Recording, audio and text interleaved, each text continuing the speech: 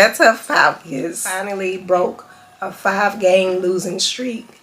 Yes. So yeah, Kirk Cousins coming in 290th touchdown. So he made history yesterday.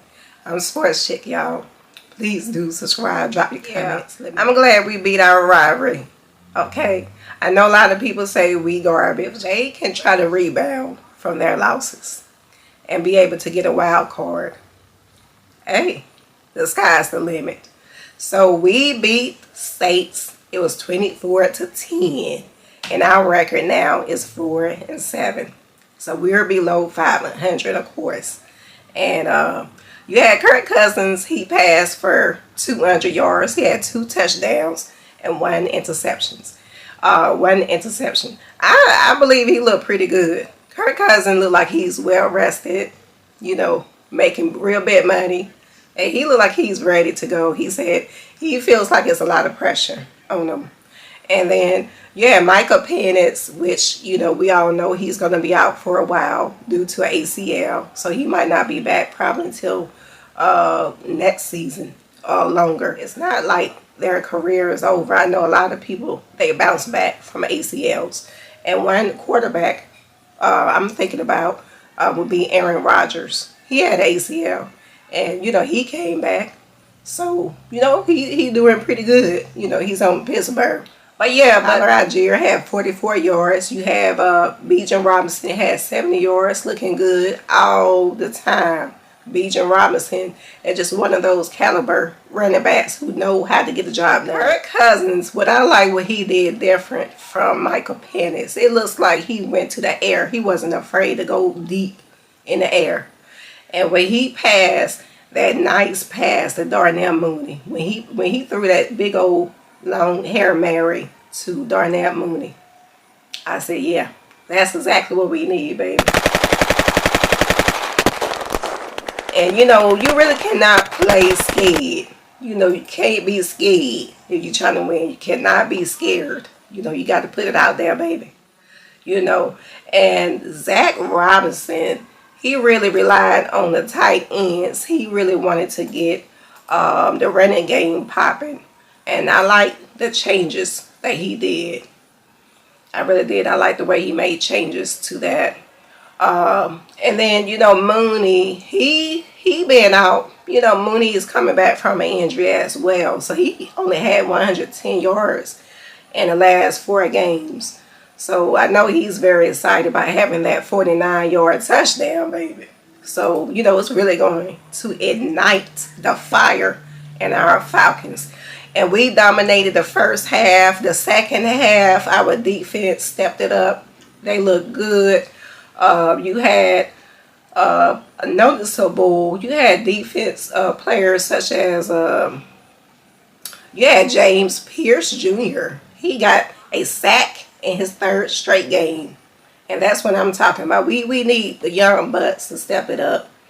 And Cal Pitts, everybody talking about Cal Pitts being a bust. People saying that he's one of Atlanta's biggest busts in their history. Okay, but it's not coming from me.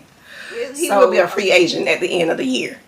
So I believe Falcons are going to make some changes to go ahead and trade him off and get somebody else.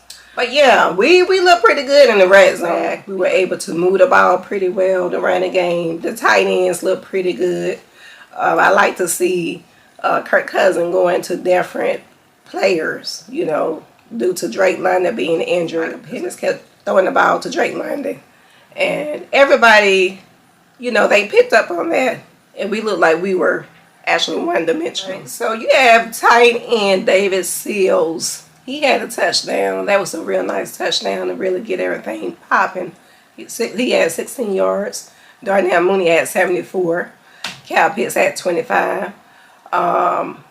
And then you had some other guys came up. You had Charlie Warner had 24 yards. You had Dylan Drummond had 18 yards. So that's what's up. And the defense, like I said, they came out to play. Leonard Floyd came out putting pressure on the quarterback. You had Caden Ellis had 9 tackle attempts, putting a lot of pressure. You also had D. Alford came to play, baby. D. Alford had 9 tackles. 9 tackles. You had Caden Ellis had 7 tackles. Leonard Floyd had 1. James Pierce had 2 sacks. Let's see here. Then we had 302 total yards. So we surpassed New Orleans very easily. They only had 293. And what really helped us propel was the rushing yards. We have to give a lot of credit to Bijan Robinson as well and Tyler Algier. The rushing yards, we had 121 rushing yards. And yes, we did have a lot of penalties. We had 9 penalties. Let's see here. We had 5.5 yards per play. We had 1 turnover.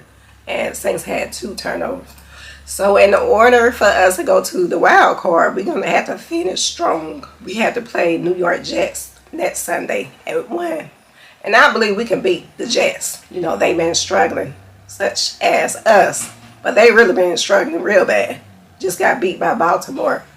And then after that, we got to play Seahawks, which we can beat Seahawks. December the 7th. That's my father's birthday. December 11th, we're going to have a Thursday night game. We're going to play the Buccaneers. That's a rivalry game in our division. We have to beat that. It's going to be a late night Thursday game. We have to beat Tampa. And then we got to play Cardinals December 21st. I believe we can beat Cardinals. And then Monday night, December 29th, is going to be a tough one. We got to play Los Angeles Rams. That's going to be a tough one. They've been playing some real good ball. And then we got to play New Orleans Saints one more time, week 18 at 1 o'clock. So I believe we can, if we can beat, I mean, I'm just speaking hypothetically, if we can beat majority of all those games, we'll be able to get into the playoffs. But if it all depends on how we play during the remaining games, all depend on how many games we can win. So these 6 games will be pivotal for us to win. We got to win these games in order to try to get to the playoffs. So I'm very excited. I'd like to see what Kirk Cousins is going to do. And hopefully our defense continue to step up. And they continue to do, implement the tight ends more to get them involved. All right, y'all, I'm a sports chick. Let's go. Let's go, Falcons.